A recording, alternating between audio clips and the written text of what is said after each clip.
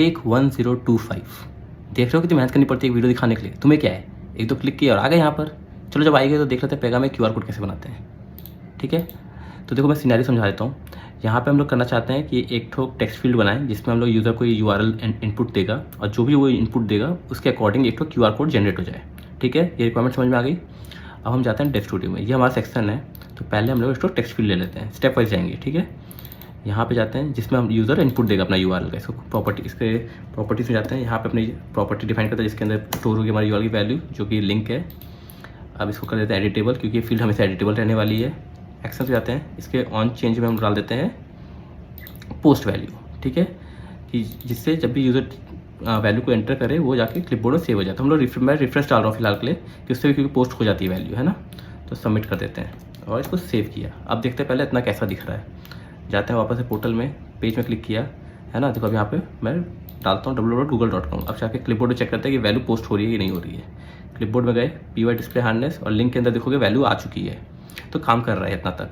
और यहाँ पे एक बार याद कर लो ये वैल्यू कहाँ पे आ रही है, PY डिस्प्ले हार्डनेस पेज में लिंक प्रॉपर्टी के अंदर। ठीक है, इतना याद रखते हैं। इसको क्लोज करते हैं। अब आते हैं कि QR कोड कैसे जनरेट करें। तो देखो पहले QR कोड जनरेट से पहले मैं बता देता हूँ कि पेगा में QR कोड जनरेट करने काफ़ी मेथड्स हैं। तो हम क्या कर सकते हैं, या तो हम लोग खुद का जावा कोड लिख सकते हैं, खुद का जावास्क्रिप्ट से कुछ लिख सकते हैं। उसके लिए हमें कुछ लाइब्रेरी इंपोर्ट करनी पड़ेंगी। और या तो फिर आपको मैं दिख रहा हूँ, मैंने टैब खोल रखा है। पेगा एक OOTP URL कंट्रोल देता है, PZ URL QR नाम इसका। ये फाइनल रूल है, पहले बता दे रहा।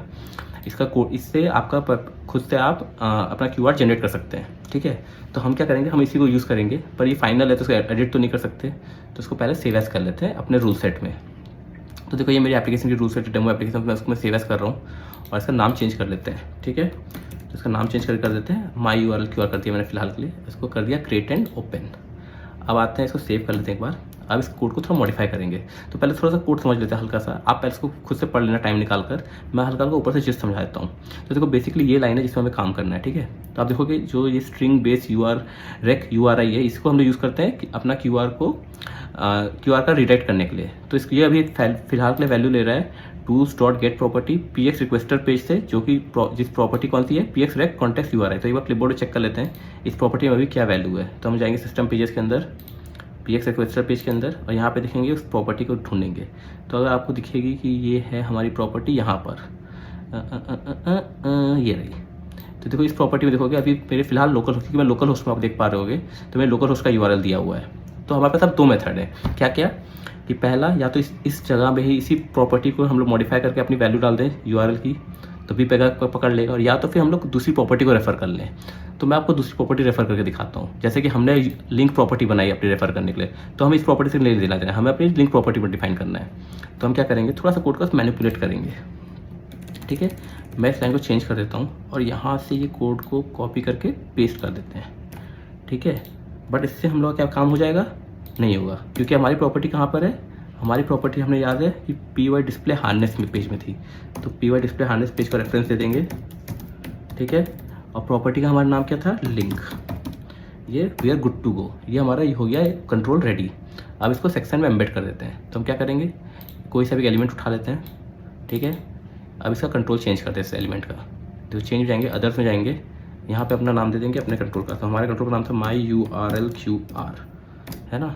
इसको ले लेते हैं, आगे हमारा कंट्रोल, लेबल को चेंज कर लेते हैं और कुछ करने की जरूरत नहीं है। और विजिबिलिटी में डाल देता हूँ। विजिबिलिटी में इसलिए डाल रहा हूँ कि हम लोग हमेशा कोई भी ब्लैंक URL ना दिखाए, तभी दिखाए जब हम लोग ने कुछ लिंक पे वैल्यू दी है। ठीक है, तो मैं दे देता हूँ इफ़ लिंक प्रॉपर्टी जो है उसकी वैल्यू ब्लैंक ना हो। ठीक है, तो ये कर दिया ऐसे रेडी। इसको डाल दी कंडीशन, सबमिट, सेव। अब जाते हैं अपने पोर्टल में और एक बार फिर से देखते हैं कैसा आ रहा है। तो अब देखो यहाँ पे अगर मैं लिखूंगा किसी का वैल्यू, तो QR कोड जनरेट, इसको स्कैन करोगे तो यहाँ पर वो रिडायरेक्ट हो जाना चाहिए। तो देखो यार मैं इतनी मेहनत कर रहा हूँ तुम लोग को दिखाने के लिए, है ना। तो थोड़ा सा अपनी तरफ से अप्रिसिएशन दिखाओ। तारीफ तो करोगे नहीं तुम मेरी, क्योंकि मैं तारीफ क्या ही करोगे मेरी इतनी तारीफ, है ना। तो कब तक गाली दे दो, लाइक करो, सब्सक्राइब करो, शेयर करो। ठीक है।